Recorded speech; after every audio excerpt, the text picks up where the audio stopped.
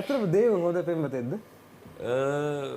දැනට පෙම්වතෙක්ද කියන එක තාම නෑ. තාම මං හිතන්නේ චරිත ගැන. ඔව් චරිත ගැන. මේක සාමාන්‍යයෙන් තාම දේව් කියන කෙනා මං හිතන්නේ හීනයක් එක පස්සේ යන්නේ. ඒතකොට ඉතින් අර ආකර්ෂණයත් එක්ක ගෑනු ළමයෙක්ට හිත යන්න පුළුවන් කමක් තියෙනවා දැනට. තවදුරටත් දැනටත් එයා ප්‍රේමවන්තෙක් නෙමෙයි.